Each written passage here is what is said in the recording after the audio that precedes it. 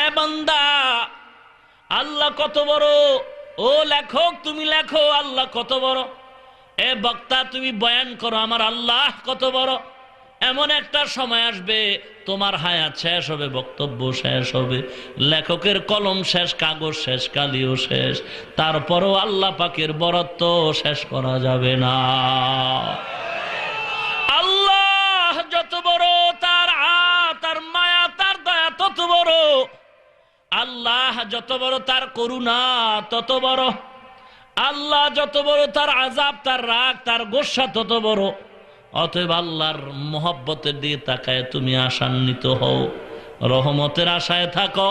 আবার আল্লাহর রাগের দিকে নজর করে তুমি আল্লাহকে ভয় করতে থাকো। আল্লাহকে ভয় করো হে মানুষ। কেন ভয় করবা?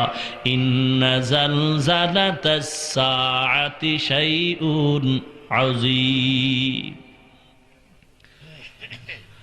কিয়ামতের বিভীষিকাময় পূর্ব মুহূর্ত জমিন জালজালা হয়ে যাবে।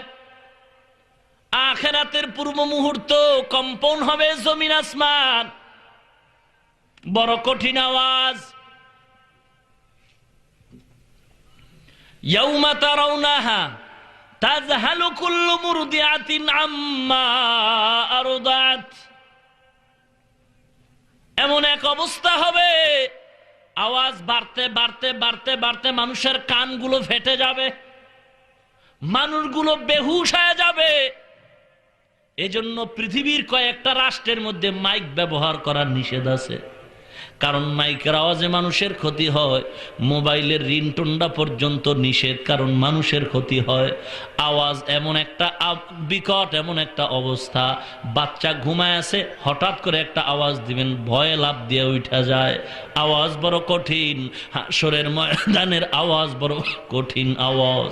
ইসরাফিলের সিঙ্গার ফুৎকার বড় কঠিন। আওয়াজটা শুরু হবে বাড়তে বাড়তে বাড়তে বাড়তে বাড়তে বাড়তে এমন বাড়া বাড়বে, এমন বাড়া বাড়বে, জমিন জমিনের জায়গায় থাকবে না, আসমান থাকবে না, সব লয় ক্ষয় হয়ে যাবে। জিন্দা মানুষগুলো মৃত্যুর কোলে ঢলে পড়বে, বাচ্চা গর্ভ থেকে খারাজ হয়ে যাবে। ও মুসলমান, মানুষগুলো মাতালের মতো ঘুরবে। কি ব্যাপার? ওয়াতারান্নাসা সুকারা ওয়া মা হুম বিসুকারা।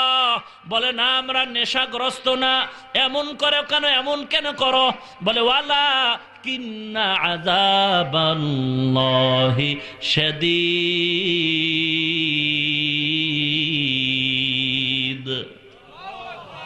আরো আস্তে করে বলেন।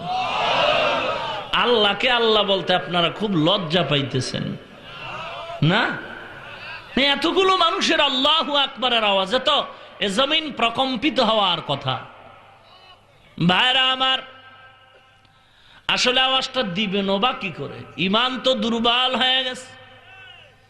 কারণ অনেকেই তো এখন ডক্টর ইউনূসের রুহানি সন্তান হওয়ার চিন্তায় আছে। সুদের টাকা ছাড়া ব্যবসা চলে না, বিল্ডিং উঠে না। বিল্ডিং এর নিচে একটা সাইনবোর্ড ছোট আকারে লেখা দিছে, এই বিল্ডিংওয়ালা, এই বিল্ডিং উত্তরা ব্যাংকের কাছে দায়বদ্ধ। তার মানে এতদিন জানতো না যে আমি সুদখোর, এখন সাইনবোর্ড দিয়া দিলাম, তোরা দেখা যা আমি টপ লেভেলের সুদখোর। নবীর উম্মত কি অহংকার! আবার সুদ খাইয়ে কি অহংকার! হ্যাঁ, লেখতে পারে না মুসবার জম। নবীর উম্মত, এখন তো হুজুরগো কোনো টাইমই নাই। কারণে বাংলার মুসলমান পাগড়িওয়ালা, টুপিওয়ালা, দাড়িওয়ালা বুজুর্গের ফতুয়া শুনতে চায় না। বাংলাদেশের অধিকাংশ মুসলমান এখন প্যান্ট শার্ট টাইওয়ালার ফতুয়ায় মজা পায়। নবীর উম্মত, আপনি কি সাধারণ মনে করেছেন? হাজার হাজার হিন্দু, খ্রিস্টান, মুসলমান হয়েছে। নবীর উম্মত, মুকতাদি যে কেউ হতে পারে, ইমাম যে কেউ হতে পারে না। মুকতাদি হওয়ার জন্য ইমামের পেছনে শর্ত নাই, তবে মুকতাদির সামনে ইমাম হওয়ার জন্য শর্ত আছে। কোরআনের গুণগান, ইসলামের গুণগান বলার অধিকার সবার আছে, ফতুয়া দেওয়ার অধিকার সবার নাই। ইসলামের গুণগান গাইতে পারো, কোনো বাধা নাই। কিন্তু ফতুয়া দেওয়ার অধিকার নাই। সাবধান সাবধান। প্রায় 12, 13, 16, 20 বছর পর্যন্ত কোরআন হাদিস পড়তে পড়তে পড়তে পড়তে মাথার চুল নাই, বিদেশে গিয়া লেখাপড়া করে, দেওবন্দ মাদ্রাসায় পড়ে 20 বছর কাটাইলো। এত কষ্ট করে লেখাপড়া করার পর এরপরে কোরআন হাদিস দিয়ে ফতুয়া দিতে ভয় পায়, ভয় পায়, ভয় পায়। ডাক্তারি পড়ার জন্য ওই বিদেশে গেল, টাকা পয়সা খরচ করে, মাথার চুল নাই, ঘুম নাই, খানা নাই, এত কষ্ট করে লেখাপড়া করার পর সার্টিফিকেট নিয়ে সরকারের একটা অনুমোদন নিয়ে তারপরে ডাক্তারি করতে বসলো। MBBS FCPS সাইনবোর্ড লাগাইলো, ভিজিট 500 টাকা। একজনে কয় 500 টাকার ভিজিটের গুল্লি মারি, আমি ডাক্তারি বই তো পড়তে জানি, কারণ আমি ইংলিশ পড়ছি, বাংলা পড়েছি। এখন ডাক্তারি বই পইরা পইরা কয়, একটা বইয়ের মধ্যে লেখা আছে পেটে ব্যথার জন্য 1 বোতল সিরাপ খাও, 1 বোতল সিরাপের মধ্যে তোমার পেট ব্যথার ঔষধ দেওয়া। এখন সে বই পইরা রুগীর ঔষধ দেয়। আমারে 500 টাকা লাগবে না, আমারে চা খাইতে 10টা টাকা দিলে হবে, তুই 10 টাকা দিয়া ঔষধ নিয়ে যা। 1 বোতল ঔষধ বই পইরা পইরা দেখে ডাক্তারি বইয়ে লেখা আছে 1 বোতল ঔষধ, ওই বোতলের পানিটা পান করলে তোমার রোগ সারবে। এইবার ডাক্তার পরামর্শ দেয়, বই পড়নেওয়ালা সার্টিফিকেট ছাড়া ডাক্তার ডাক দিয়া কয়, তুই এই বোতলের ঔষধ যদি খাও তাড়াতাড়ি বাড়ি যা, আমার পরামর্শ নে। বাড়ি যাইয়া আগে বিছনাটা টাইট কর, বিছানায় ববি, জনমের মতো ঘুমাবি, ঘুমের আগে খানা খাবি, খাওয়ার পরে পুরো বোতলের ঔষধ একটা টান মারবি, এক টানে তুই টান হয়ে শুয়ে যাবি। অ্যাকশন হবে নাকি রিয়াকশন হবে? মুসলমান, বই পইরা পইরা যদি ডাক্তারি করা যাইতো তাহলে 12, 20 বছর, 30 বছর, 15 বছর পর্যন্ত মাথার চুল ফালাইয়া লেখাপড়া করে কষ্ট করা লাগতো না।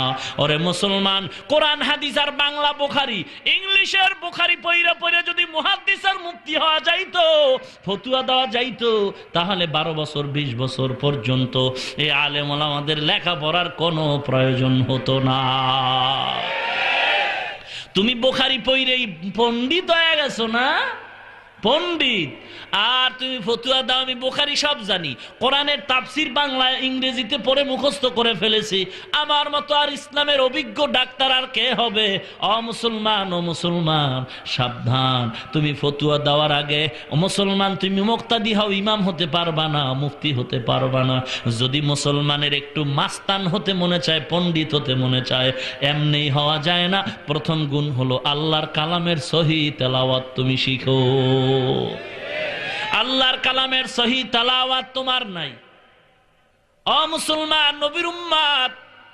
অতএব তুমি ইসলামের গুণগান বয়ান করতে পারো, কিন্তু ফতুয়া দেওয়ার অধিকার নাই। আল্লাহকে ঈশ্বর বলে ডাকা যায়, হিন্দুদের গীতা আল্লাহর কিতাব। এ সমস্ত চালাকি যদি করো সময় বেশি লাগবে না। খাসারাত দুনিয়া ওয়াল আখিরা, দুনিয়াতেও ধ্বংস, পরকাল তোমার ধ্বংস। ভাইরা আমার, ওই কিয়ামতের ময়দানটা বড় কঠিন। আল্লাহ রাব্বুল আলামিন ইসরাফিলের সিংহা ফুৎকার দিয়া জমিন শেষ, মানুষগুলো মৃত্যুবরণ করবে।